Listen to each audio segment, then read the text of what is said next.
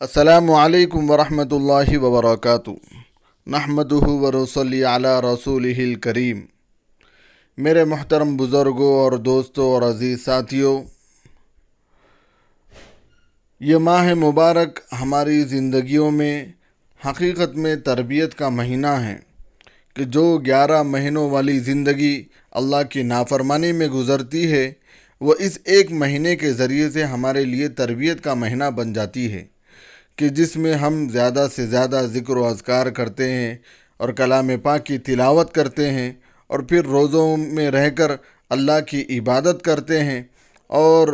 مزید نمازوں کا اہتمام ہوتا ہے، تراویح کا اہتمام ہوتا ہے، اور بے شمار دوست و احباب ایسے ہیں جو اس مہینے میں زکوٰۃ کے نام سے یا فطرے کے نام سے اپنے مسلمان بھائیوں کی خبر گیری کرتے ہیں اور ان کے ساتھ حسن سلوک کا معاملہ فرماتے ہیں۔ ماہ رمضان المبارک کے اخیر میں روزہ کھل جانے کی خوشی اور رمضان میں ہو جانے والی غلطیوں اور کوتاہیوں کے کفارے کے لیے جو صدقہ دیا جاتا ہے وہ صدقہ فطر کہلاتا ہے۔ رئیس المفسرین حضرت عبداللہ ابن عباس رضی اللہ عنہما سے روایت ہے کہ رسول اللہ صلی اللہ علیہ وسلم نے ارشاد فرمایا، صدقہ فطر روزے دار کی بیکار بات اور فحش گوئی سے روزے کو پاک کرنے کے لیے اور مساکین کو کھانا کھلانے کے لیے مقرر کیا ہے۔ اس حدیث سے صدقہ فطر مقرر ہونے کی وجہ صاف سمجھ میں آ جاتی ہے کہ یہ صدقہ روزے داروں کے لیے گناہوں سے پاکیزگی اور ان کے روزوں کی تکمیل کا ذریعہ ہے۔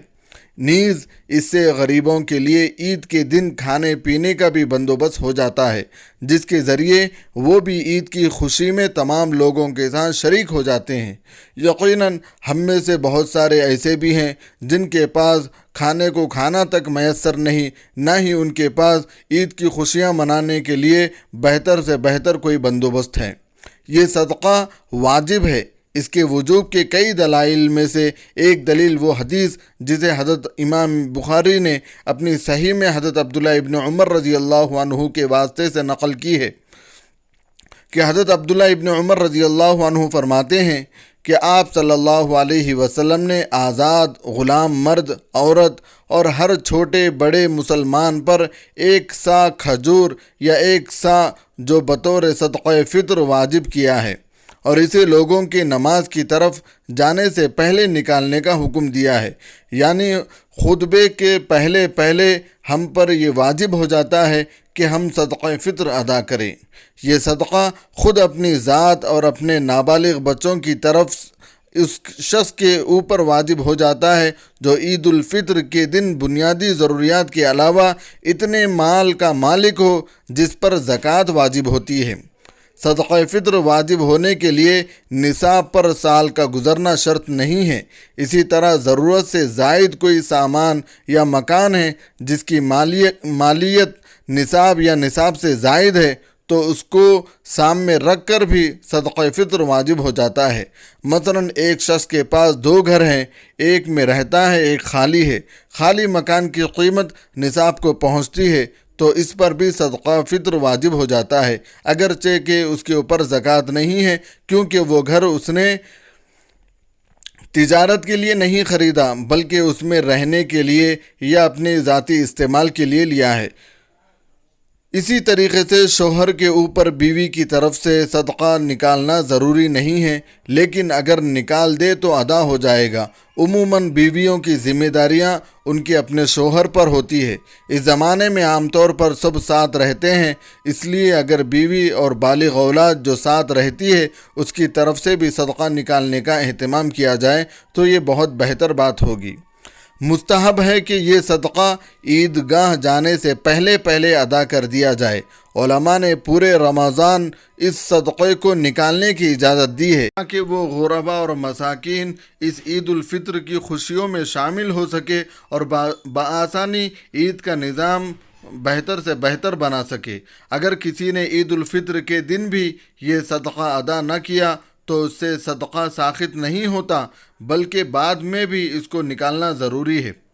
صدقہ فطر کے مصارف وہی ہے جو زکوٰۃ کے ہیں، جن کو زکوٰۃ دینا درست ہے ان کو صدقہ فطر بھی دینا درست ہے۔ غیر مسلموں کو زکوٰۃ دینا جائز نہیں ہے تو ان کو صدقہ فطر بھی دینا جائز نہیں ہوگا۔ بعض اہل فتویٰ نے غیر مسلموں کو صدقہ فطر دینے کی اجازت دی ہے، لیکن ان کا فتویٰ احتیاط کے خلاف ہے۔ بہتر ہے کہ غیر مسلموں کو ہدیتاً اور تحفتاً کچھ مال دے دیا جائے تاکہ وہ اسلام سے راغب ہو اور مسلمانوں کے اخلاق سے وابستہ اور آشنا ہو سکے، تاکہ اس سے مسلمانوں پر عائد ہونے والا ایک الزام کہ مسلمان صرف مسلمانوں ہی کی مدد کرتے ہیں ختم ہو جائے گا،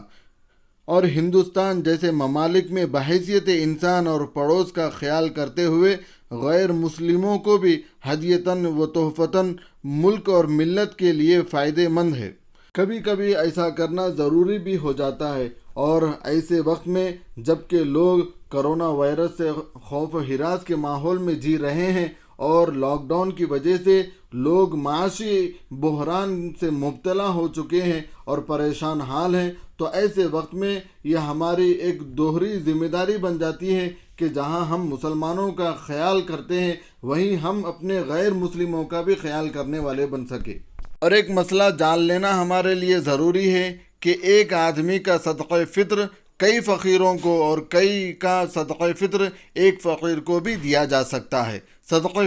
فطر کی مقدار کے سلسلے میں عام طور پر ایک کوتاہی اکثر دیکھنے میں آتی ہے کہ ہمارے ملی اداروں اور مسجدوں کی طرف سے صدقہ فطر کی مقدار نصف سا گیہوں کے حساب سے طے کر کے اعلان کر دیا جاتا ہے کہ فی کس ایک شخص پر 60 روپے طے ہیں، اور لوگ ان باتوں کو سن کر صرف 60 روپے کے اعتبار سے اپنے صدقہ فطر کو ادا کرتے ہیں، مگر جان لینا یہ ضروری ہے کہ جہاں پر صدقہ فطر گیہوں کے اعتبار سے دیا جا سکتا ہے وہیں پر کشمش اور جو کے اعتبار سے بھی دیا جا سکتا ہے، اور بہتر وہی ہوگا جو عوام کے اعتبار سے اور غربا اور مساکین کے اعتبار سے دیا جائے تاکہ ان کو فائدہ پہنچے اور وہ ان پیسوں کے ذریعے سے اپنی خوشی اور مسرت کا سامان پیدا کر سکے۔ بہرحال سرمایہ دار حضرات 3.5 کلو کشمش، کھجور یا جو کے حساب سے صدقہ فطر نکالے، اور ان سے کم مال والے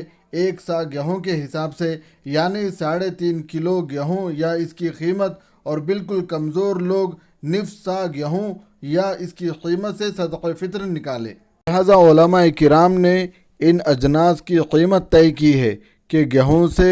1.25 کلو کی قیمت 60 روپے طے کی ہے، اور جو کے اعتبار سے 3.5 کلو 210 روپے طے کی ہے، اور اسی طریقے سے کھجور کی قیمت 3.5 کلو کے اعتبار سے 420 روپے طے کی ہے، اور اسی طریقے سے کشمش سے 3.5 کلو 910 روپے طے کی ہے، جو کہ بالکل مناسب ہے۔ مالدار احباب 910 روپے کے اعتبار سے کشمش کے ذریعے سے فطرہ اپنا ادا کرے، اور خستہ حال والے احباب گیہوں کے اعتبار سے 60 روپے طے کر کے اپنے صدقہ فطر کو ادا کرے، تاکہ یہ صدقہ فطر ہمارے رمضان المبارک کے روزے اور نماز ان میں ہونے والی کوتاہیوں کا تدارک ہو سکے کہ اللہ تبارک و تعالیٰ نے یہ ماہ مبارک ہمارے لیے تربیت کا ذریعہ بنایا تھا، اور ہم اس میں روزے رکھتے ہیں اور عبادات کرتے ہیں، کہیں اس میں کمی یا کوتاہی ہو گئی ہو تو اس صدقہ فطر کے ذریعے سے اللہ تبارک و تعالیٰ ہمارے خامیوں کو دور کر سکے، اور پھر زیادہ سے زیادہ اجر و ثواب مرحمت عطا فرما سکے، اور پھر ان صدقات کے ذریعے سے ہم ان غریبوں کو بھی اپنی عید کی خوشیوں میں شامل کر سکے جو بے روزگار ہے، پریشان حال ہے، مصیبت زدہ ہے۔ دعا کرے کہ اللہ تعالیٰ مجھے صحیح صحیح کہنے اور ہم سب کو ان باتوں پر عمل کرنے کی توفیق نصیب فرمائے۔ آمین۔ وآخر دعویٰ ان الحمدللہ رب العالمین۔